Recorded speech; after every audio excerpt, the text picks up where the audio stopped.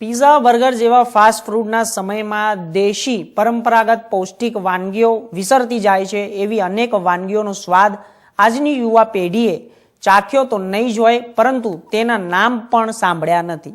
ત્યારે આજના યુવાન પેઢી આપણી પરંપરાગત વાનગીઓ જાણે અને તેનો સ્વાદ માણે તે માટે આણંદની ડીએન હાઈસ્કૂલમાં ચટકારો નામથી પરંપરાગત વાનગીઓનું પ્રદર્શન કરવામાં આવ્યું હતું, જ્યાં યુવા પેઢી પરંપરાગત વાનગીઓ જોવા સાથે તેનો સ્વાદ પણ માણી શકશે।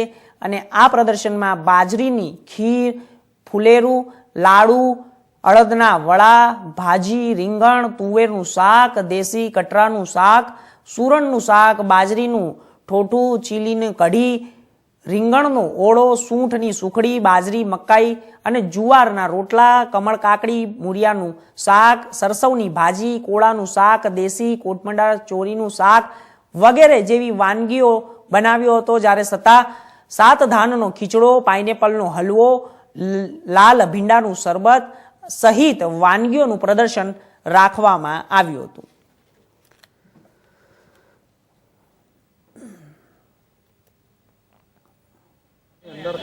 ગ્રુપ દ્વારા આયોજિત ચટકારો કાર્યક્રમ સરકારની નવી શિક્ષણ નીતિ NEP 2020 ને ઉત્તેજન આપતી વિદ્યાર્થીઓમાં જે સુષુપ્ત કળાઓ પડી છે એને બહાર કાઢવા માટેનો એક સારો પ્રયત્ન છે।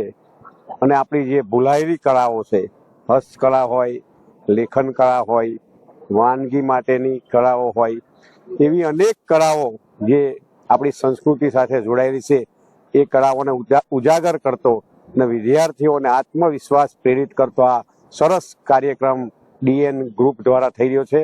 તો એના અધ્યક્ષ અને મંત્રી શ્રી કેડી પટેલ અને એમને ટીમને ખૂબ ખૂબ શુભેચ્છાઓ પાઠવું છું। ને આવા ગુજરાતની બધી જ શાળાઓમાં આવા કાર્યક્રમો થાય તો બાળકોમાં જે સુષુપ્ત શક્તિ પડેલી છે અને 2047માં નરેન્દ્રભાઈ મોદી સાહેબ જે વિકસિત ભારત, દિવ્ય અને ભવ્ય ભારતનું નિર્માણ કરવાનો જે સંકલ્પ કર્યો છે એ આવા જ વિદ્યાર્થીઓ જે સમાજ ચેતના જગાવે વિદ્યાર્થીઓને પોતાનામાં રહેલી શક્તિ બહાર નીકળે તો ભારતનો ઉદય નિશ્ચિત છે।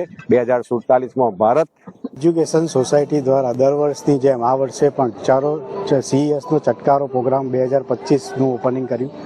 ત્યાંને આજના ઓપનિંગના કાર્યક્રમમાં પણ 200થી વધારે છોકરીઓને સર્વાઇકલ કેન્સરની વેક્સિનનો ડોઝ એક આપવામાં આવ્યો, જેમાં Shivani charitable trust, Charotar education society અને વાલીઓના સહયોગથી અમે એનો પ્રોગ્રામ આયોજિત કર્યો હતો। સ્કિલ ફેર આજનું જે અમે ઓપનિંગ કર્યું તેમાં વિદ્યાર્થીઓએ આખા વર્ષ દરમિયાન એમની જે કૃતિઓ બનાવી હોય તેનું ડિસ્પ્લે પ્લસ એમનું સેલિંગ રાખ્યું છે। તે સાથે અમારી જોડે જૂની ભૂલાતી વાનગીઓ તેના પણ સ્ટોર કરવામાં આવેલા છે। એમાં ઓર્ગેનિક બધી વસ્તુઓ મૂકવામાં આવેલી છે। એમાં એક કાશ્મીરથી પણ એક સ્ટોર અહીંયા આગળ કરવામાં આવેલો છે। તો દરેક આણંદની જનતાને પણ મારી વિનંતી છે કે અહીં